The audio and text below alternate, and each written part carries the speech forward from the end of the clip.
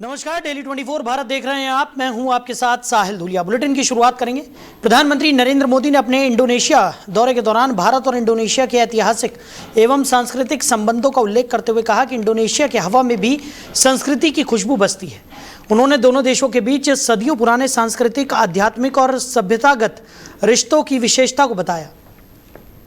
प्रधानमंत्री ने कहा कि भारत और इंडोनेशिया केवल रणनीतिक साझेदार ही नहीं बल्कि साझा विरासत, परंपराओं और सांस्कृतिक मूल्यों से भी जुड़े हुए हैं। उन्होंने दोनों देशों के बीच सहयोग को और मजबूत बनाने की प्रतिबद्धता जताई और कहा कि आपसी विश्वास और सांस्कृतिक संबंध भविष्य में द्विपक्षीय रिश्तों को नई ऊंचाइयों तक ले जाएंगे। अपने संबोधन में प्रधानमंत्री ने भारतीय संस्कृति की वैश्विक पहचान और इंडोनेशिया में उसकी झलक का भी उल्लेख किया। उन्होंने कहा कि दोनों देशों के संबंध केवल कूटनीतिक सीमित नहीं है बल्कि लोगों के बीच गहरे सांस्कृतिक जुड़ाव पर आधारित है।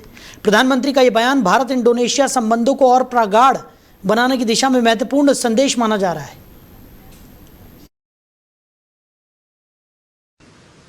और इंडोनेशिया के लोकप्रिय राष्ट्रपति प्रबोवो जी, उनके साथ यहाँ आए हुए मंत्रिपरिषद के सभी वरिष्ठ साथी, इंडोनेशिया के और भारत के मेरे भाई और बहनों, मेरा सद्भाग्य है, कहीं न कहीं मुझे शिव जी के साथ जुड़ने का अवसर मिल ही जाता है। मेरा जन्म वडनगर में हुआ। हाटकेश्वर महादेव एक बहुत बड़ा तीर्थ क्षेत्र है।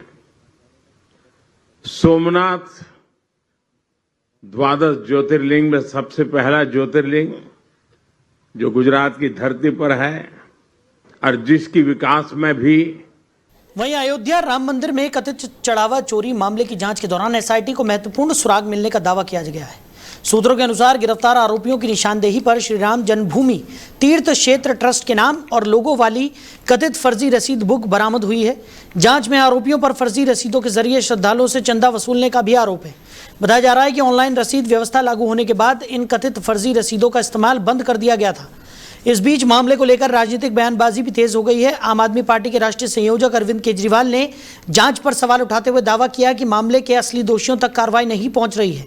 वहीं उत्तर प्रदेश की माध्यमिक शिक्षा मंत्री गुलाब देवी ने कहा कि मुख्यमंत्री योगी आदित्यनाथ के निर्देश पर गठित जांच समिति निष्पक्ष तरीके से जांच कर रही है और दोषी चाहे कोई भी हो उसे बख्शा नहीं जाएगा या वो किसी भी पद पर हो उसे छोड़ा नहीं जाएगा। फिलहाल मामले की जांच जारी है। फर्जी रसीद बुक की बरामदगी और अन्य आरोपों की पुष्टि जांच पूरी होने के बाद हो सकेगी। तो इसी खबर पर ज्यादा चर्चा के लिए हमारे मैनेजिंग एडिटर रमेश ठाकुर जी हमारे साथ जुड़ गए। रमेश जी, राम मंदिर चढ़ावा मामले में एसआईटी की जांच पड़ताल लगातार जारी है। इस बीच राजनीतिक प्रतिक्रियाएं भी निकलकर सामने आ रही हैं। हालांकि एसआईटी को एक महत्वपूर्ण सुराग मिला है। फर्जी रसीद बुक यहां पर बरामद की गई है जिसका बाद में जो उपयोग है वो बंद कर दिया गया था, लेकिन एक महत्वपूर्ण सुराग इसे माना जा रहा है। और दूसरी तरफ विपक्षी नेताओं की तरफ से एसआईटी जांच पर भी सवाल उठाए जा रहे हैं। कैसे देख रहे हैं? देखिए साहिल, मुझे लगता है ये एसआईटी तक अब सीमित नहीं रहा है। पूरा केस ये सीबीआई को हैंडओवर होना चाहिए। आप जिस फर्जी बुकलेट की जब बात कर रहे हैं, उससे पहले एलएनटी का भी एक बयान आ गया है। एलएनटी ने कहा है कि हमने को बनाने के लिए सिर्फ 1 रुपए मांगा था। हम अपनी श्रद्धा भाव से इसको बनाना था। चाहे उसमें 2500 या 3000 करोड़ का इसमें जो पूरी लागत आई है उसमें उन्होंने अपनी लागत नहीं ली है। राम मंदिर के नाम पे उन्होंने पूरा मंदिर को निर्माण करवाया है।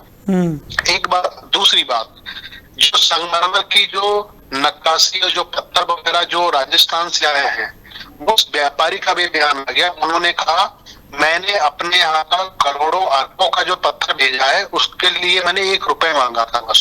अब इन दोनों ने क्या करा, दोनों मामलों में पत्थर के नाम पे भी फर्जी बुक बनाए। एलएनटी ने जिस तरीके से सीमेंट, सरिया, जितने भी रॉ मटेरियल वगैरह था उनके नाम से इन्होंने फर्जी बिल को बनवाया। ये बात सामने निकल के आ गई है। अब बताइए क्या बचता है? चोरों को कहने के लिए कुछ बचता है? अब चंपत राय बंसल उस दिन 6 तारीख को जब मीटिंग होती है ट्रस्ट की, मीडिया को तो ये बता दिया गया कि वो इस मीटिंग में नहीं थे और नहीं भी थे उसमें, लेकिन उनकी मौजूदगी ट्रस्ट के भवन में अयोध्या के ही अंदर थी, जबकि नहीं होनी चाहिए। वकील भी सब उनको खदेड़ रहे हैं, पुलिस भी कह रही है सब, लेकिन वही है, सैया को तो डर काहे का। तो कुल मिला के एसआईटी के बूते की बात नहीं रह गई, ये सीबीआई को हैंडओवर होना चाहिए। हालांकि उसके लिए याचिका इलाहाबाद कोर्ट में गई थी, जिसमें खारिज कर दी गई थी, कोर्ट को खारिज नहीं करनी चाहिए थी, ये सीबीआई को हैंडल करना चाहिए था। और सीबीआई जो परतें खोलती एक एक चीज, एक एक व्यक्ति के बारे में, तो मुझे लगता है उसकी जो हम लोग आकांक्षा लिए बैठे हैं और जो खुलासा हो या पूरा देश विदेश से जानने के लिए, वो चीजें मुझे लगता है जल्दी निकल के आ जाती है। जी, लेकिन यहाँ पर एक तरफ जिस तरीके से आपने भी कहा कि सीबीआई से अब इस पूरे मामले की जांच यहाँ पर करानी चाहिए, लेकिन विपक्षी दलों का तो आरोप है कि जो तमाम जांच एजेंसियां हैं वो सिर्फ और सिर्फ भारतीय जनता पार्टी के इशारे पर काम करती हैं। ऐसे में इस बात की क्या गारंटी है कि आज एसआईटी की जांच पर जब सवाल उठाए जा रहे हैं, तो कल को जब सीबीआई इस पूरे मामले की जांच पड़ताल करेगी और उसमें भी अगर कुछ इसी तरह के तथ्य निकलकर सामने आते हैं जैसे कि एसआईटी जांच में आ रहे हैं, तो इसकी क्या गारंटी है कि विपक्ष सीबीआई जांच पर सवाल नहीं उठाएगा? देखिए साहिब, एक चीज को हम लोगों को अच्छी तरीके से समझ लेना चाहिए। इस पूरे मामले में विपक्ष क्या कहता है, आप दरकिनार कर दो। कह रहा कि सारी जितनी भी एजेंसियां हैं, जितने भी आयोग हैं, जितने भी विकल्प फंड है, उसके ऊपर भारतीय जनता पार्टी का पहरा है, उनकी सरकारों का पहरा है। ये आरोप मुझे लग रहा छोटा नहीं है, बहुत बड़ा है और बहुत समय से लगता हुआ आ रहा है। इस मामले में मुझे लगता है आप राजनीति बिल्कुल मत करो। अगर विपक्ष कुछ भी कह रहा, आप उसके ऊपर ध्यान मत दो। आप सिर्फ और सिर्फ ये ध्यान दो कि ये जो चोर जो महापाप हुआ यहाँ पे, इस पे पहले आप एक व्यक्ति को पहले मास्टरमाइंड बनाओ कि ये किसने किया, उसके पैरेलल सब चीजें आपसे निकल के आ जाएंगी। और जो 5, 7, 8 लोग जो इस समय डिटेन किए गए हैं और गिरफ्तार किए हैं, उनसे जो इंट्रोगेशन हो रही है, उन्होंने सब कुछ बता दिया है। चोरी कैसे होती थी, किस माध्यमों से होती थी, जब होती थी तो कुछ फ्रंट के कैमरे बंद कर दिए जाते थे और अंधेरे में किस बैग में काला बैग था वो पी तो बता रहे हैं। बावजूद उसके ये सब चीजें अभी डामाडोल चल रही हैं। चंपत राय को बचाया जा रहा है। कल दोपहर में उनका बयान आया था तो उन्होंने कहा जो टिन्नू यादव है उनका सारा खेल करा हुआ है, और वो शाम होते होते कल उन्होंने अनिल मिश्रा का नाम ले लिया। तो वो कहते हैं कि वो याद आता है कि जब पार्लियामेंट में जब श्रद्धेय श्री अटल बिहारी वाजपेयी ने कहा था कि जब चोरी होती है, जब कुत्ता अगर ना भौंके तो कुत्ते को पता है कि चोरी किसने करी है। तो वही मतलब उनका कहे हुए शब्द राम मंदिर के दान पात्र की चोरी में पूरी तरीके से सटीक बैठते हैं। और मुझे लगता नहीं है एसआईटी उस नतीजे पे पहुंच पाएगी जिसका हम लोग इंतजार कर रहे हैं। और क्योंकि पहले ही रिपोर्ट में या दूसरी रिपोर्ट में उन्होंने जिसको हम मेन आरोपी मान के चल रहे हैं चंपत राय बंसल को, उनको तो क्लीन चिट दे ही दी है। अब आगे इसमें बचता क्या है जी। लेकिन अभी भी एसआईटी की जांच में तमाम तरीके की जो चीज़ें निकलकर सामने आ रही हैं, उसके बाद एसआईटी उन्हें महत्वपूर्ण मानते हुए आगे की कार्रवाई में लगातार जुटा हुआ है। तो ऐसे में जब एसआईटी एक के बाद एक पहलुओं को खंगाल रहा है और एसआईटी की तरफ से जो भी सबूत अब तक निकलकर सामने आए हैं, तो किस बेसिस पर सीआईडी की जाँच पड़ताल की यहाँ पर मांग की जा रही है? एक तो ये सवाल बार बार उठाया जा रहा है।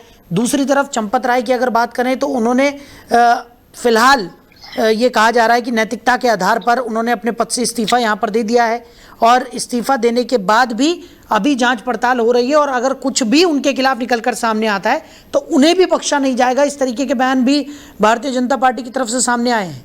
तो ऐसे में क्या ये नहीं लगता कि थोड़ा समय और एसआईटी को देना चाहिए, जिससे कि और कुछ तथ्य निकलकर सामने आए और इस पूरे मामले में क्या कुछ हुआ है वो भी जो भक्तगण हैं, जो श्रद्धालु हैं, उनके सामने स्पष्ट हो जाए? देखिए, पहली बात तो ये जो सब जो हो रहा है, जो एसआईटी कर रही है, वो एसआईटी अधिकृत काम नहीं कर रही है। ये उसकी जिम्मेदारी ही नहीं बनती है जो एसआईटी इस समय कर रही है। ये शायद नया कानून बनाया गया है गुप्त रूप से, जिसके आधार पे कर रही है। कल मैं चर्चाओं में था तो पूर्व डीजीपी जो विक्रम सिंह हैं, जो उत्तर प्रदेश के पूर्व डीजीपी थे, उन्होंने सारी चीजें इनको बताई कि जब कोई मामले की जब जांच करी जाती है, पूछताछ की जाती है, तो वो पुलिस का काम होता है। और पुलिस अगर किसी मामले में रिकवर कर लेती है चोरी का धन, तो पुलिस स्वतः थाने में जाके उस बंदे के ऊपर एफआईआर दर्ज करती है। फिर पूछताछ होती है, फिर उनके कान पकड़ के ले जाती है डंडा बजाते हुए कि कहाँ चोरी की, किसने चोरी की, सब कुछ ये सब सामने आता है। अब ये काम एसआईटी कर रही है, उस एसआईटी में जिसमें आईएएस भी हैं, उस एसआईटी में जो कोई पुलिस वाला नहीं है। तो ये एसआईटी का काम नहीं है। नए सिरे से नई एक चलन शुरू हुआ है जो नहीं होना चाहिए। इसमें पूरी तरीके से जुडिशियल, पुलिस, शासन प्रशासन, उसके बाद एसआईटी का काम आता है। अब ये सारे धड़े बिल्कुल अलग है। एसआईटी को काम सौंपा हुआ है और एसआईटी को इस समय कौन चला रहा है? एसआईटी को दिशा निर्देश कौन दे रहा है? चंपत राय बंसल। एसआईटी के लोग चुपके चुपाते आते हैं और बंसल जी का एक रूम बना हुआ है गुप्त तरीके से, उनके पास बैठते हैं, चाय पानी होती है, सर बताओ आगे का क्या करना है। ये सब हो रहा है। ये जब सब मीडिया में चीजें आ रही हैं, जब चल रही हैं, उसके बावजूद भी किसी के कान में जूं नहीं रेंग रही है, तो आप किस व्यवस्था की बात करते हो? और आप किस रूप से ये दुहाई देते हो कि विपक्ष गलत बोल रहा है? मैं पहले दिन से कह रहा हूँ विपक्ष को आप दूर बाजू में रख दो, लेकिन जो जांच होनी चाहिए और जिनका अधिकार क्षेत्र है और जिनको करनी चाहिए, वो तो लोग हैं ही नहीं शामिल। जी चलिए रमेश जी, हमारे साथ जुड़ने के लिए, इस तमाम चर्चा के लिए आपको बहुत शुक्रिया।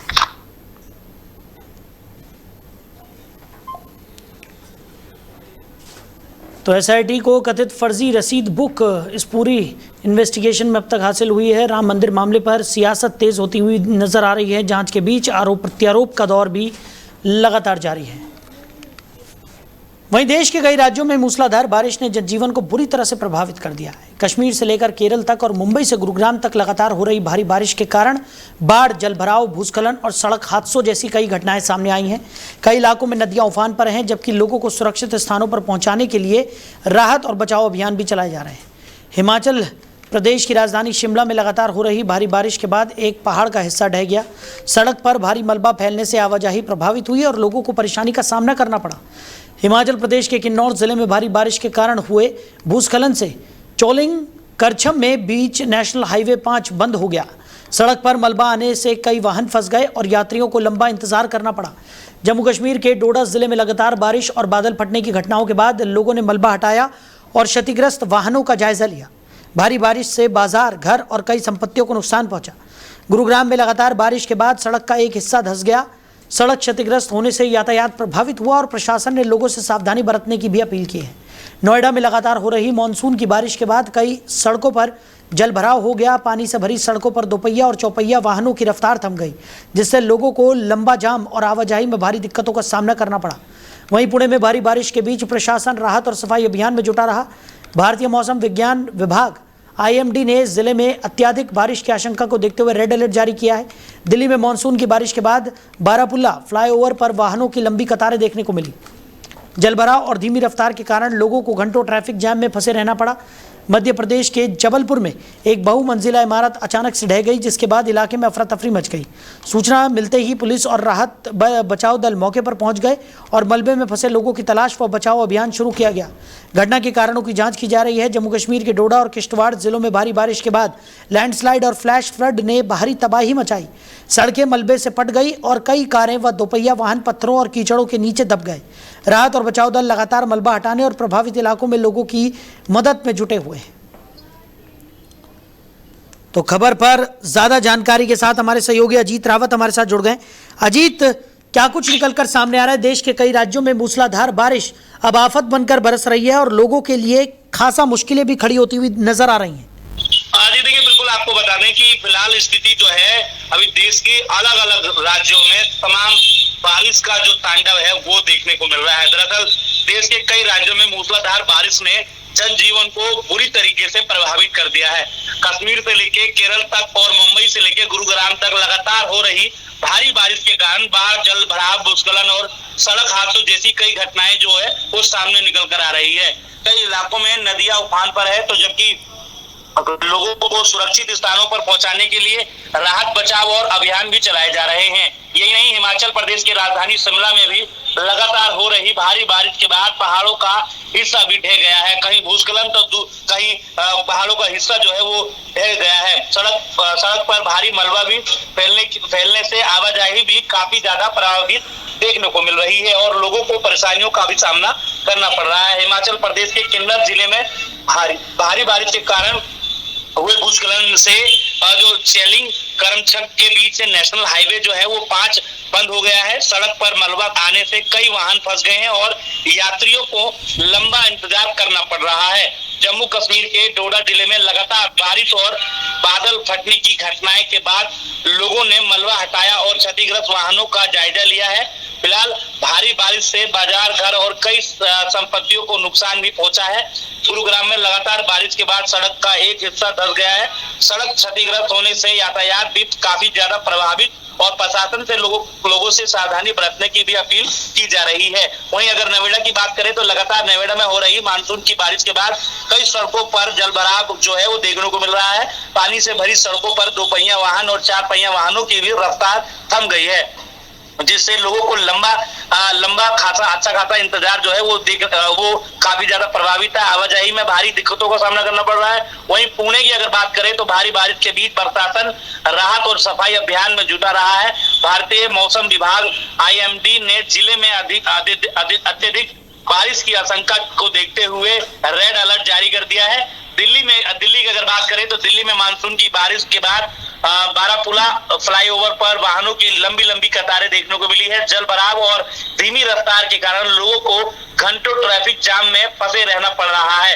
मध्य प्रदेश की अगर बात करें तो मध्य प्रदेश के जबलपुर में भी एक बहुमंजिला इमारत अचानक से भर-भराकर ढह गई, जिसके बाद इलाके में अफरा तफरी भी मच गई। सूचना मिलते ही पुलिस और राहत बचाव दल मौके पर पहुंच गए और मलबे में फंसे लोगों की तलाश भी बचाव अभियान में शुरू किया गया है। फिलहाल घटना के कारणों की जांच भी लगातार की जा रही है। जम्मू कश्मीर के डोडा और किश्तवाड़ जिलों में भारी बारिश के बाद लैंडस्लाइड और फ्लड ने भारी तबाही मचाई हुई है। वहां सड़कें मलबे से पट गई है और कई कारें, 2 पहिया वाहन पत्थरों और कीचड़ के बीच जो है वो दब गए हैं।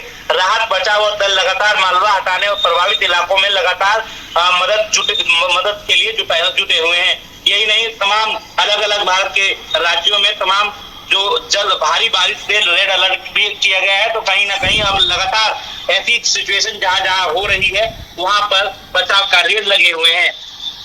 चलिए अजीत, हमारे साथ जुड़ने के लिए, इन तमाम जानकारियों के लिए आपका बहुत शुक्रिया।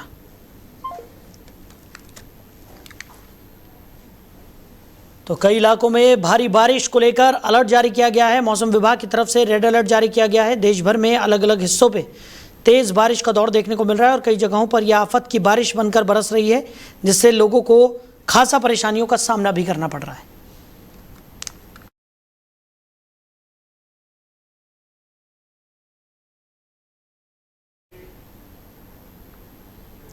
वहीं जम्मू कश्मीर के शोपियां में सुरक्षा बलों को बड़ी कामयाबी मिली है। 4 दिन पहले शुरू हुए एनकाउंटर के बाद बुधवार को लश्कर तैयबा के टॉप कमांडर जाकिर गनई का शव हथियार के साथ बरामद किया गया। सुरक्षा एजेंसियां पूरे इलाके में सर्च ऑपरेशन जारी रखे हुए हैं। शनिवार को 2 आतंकवादी सीसीटीवी में दिखे थे और उसी दिन मुठभेड़ शुरू हुई थी।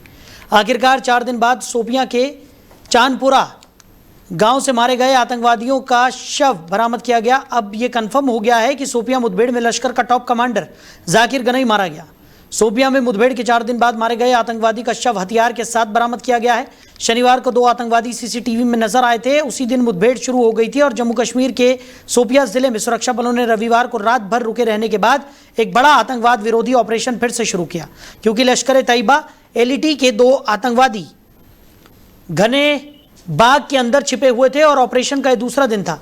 वहीं सेना, जम्मू कश्मीर पुलिस और केंद्रीय रिजर्व बल यानी कि CRPF ने मीमंदर इलाके की घेराबंदी और कड़ी कर दी, जहां शुक्रवार को सर्विलांस कैमरों में पहली बार आतंकवादी देखे गए थे।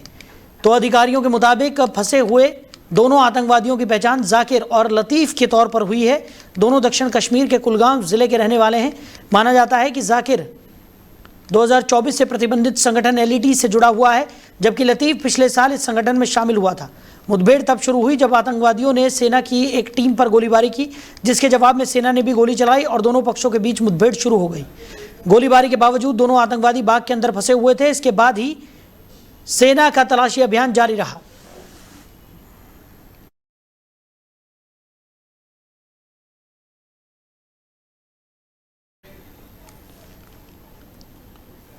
वहीं मुंबई हवाई अड्डे पर मंगलवार शाम एक बड़ा हादसा होने से बच गया। एयर इंडिया और एयर इंडिया एक्सप्रेस के दो विमान एक ही रनवे पर आमने सामने आ गए।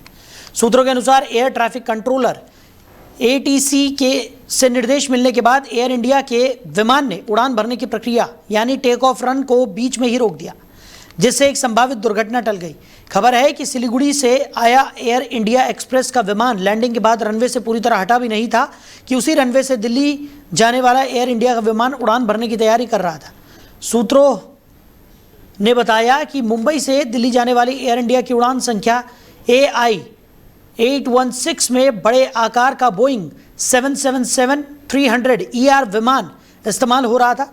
वहीं सिलीगुड़ी से मुंबई आई एयर इंडिया एक्सप्रेस की उड़ान संख्या AIX 1547 में छोटे आकार का बोइंग 737 मैक्स 8 विमान शामिल था।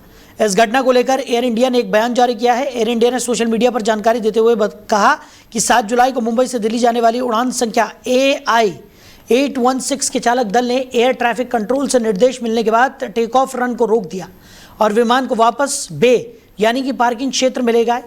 मानक संचालन प्रक्रियाओं के अनुसार अब विमान की आवश्यक जांच की जाएगी। इस बीच यात्रियों को जल्द से जल्द उनके गंतव्य तक पहुंचाने के लिए वैकल्पिक व्यवस्था की जा रही है।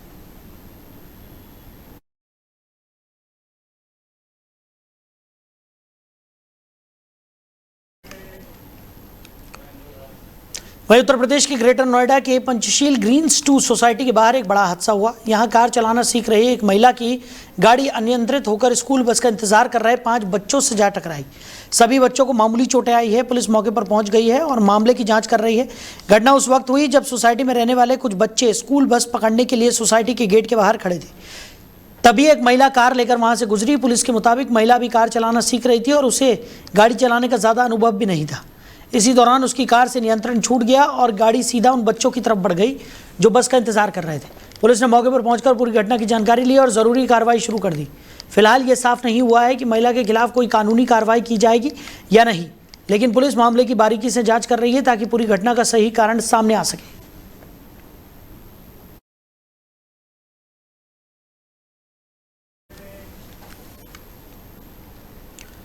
वहीं तमिलनाडु के विश्वविद्यालयों में कुलपति VC नियुक्ति से जुड़े मामले में मद्रास हाईकोर्ट ने सख्त रुख अपनाया है। अदालत ने मामले की सुनवाई के दौरान विश्वविद्यालय अनुदान आयोग यानी कि UGC और केंद्र सरकार को नोटिस जारी कर जवाब मांगा है।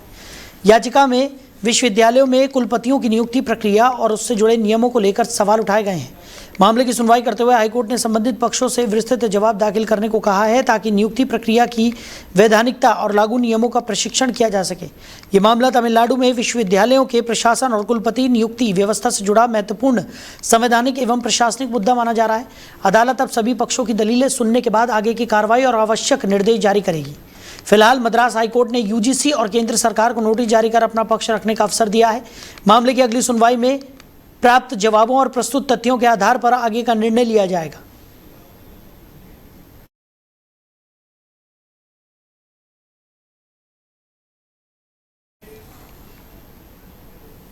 वहीं ईरान ने दावा किया है कि उसने दक्षिणी ईरान पर अमेरिकी हवाई हमलों के जवाब में बहरीन स्थित शेख ईसा एयरबेस पर ड्रोन हमला किया है। ईरानी सेना का कहना है कि इस एयरबेस पर अमेरिकी सैन्य बल तैनात है और ये कार्रवाई अमेरिकी हमलों के जवाब में की गई है। ईरानी सेना ने बयान जारी कर आरोप लगाया कि अमेरिका युद्ध विराम का बार बार उल्लंघन कर रहा है। तो सेना ने चेतावनी दी कि पश्चिम एशिया में मौजूद सभी अमेरिकी सैन्य ठिकाने अब उसके सैन्य ड्रोन के वैध निशाने होंगे। वहीं बहरीन ने बुधवार सुबह दूसरी बार सायरन बजने की पुष्टि की है। हालांकि अब तक किसी ड्रोन हमले से हुए नुकसान, हताहतों या शेख ईसा एयरबेस को हुए नुकसान की आधिकारिक पुष्टि नहीं की गई है। स्वतंत्र स्रोतों से भी ईरान के दावे की पुष्टि नहीं हो सकी है। घटना के बाद क्षेत्र में तनाव और बढ़ने की आशंका जताई जा रही है। फिलहाल संबंधित देशों की ओर से स्थिति पर नजर रखी जा रही है और आगे की आधिकारिक जानकारी का इंतजार है।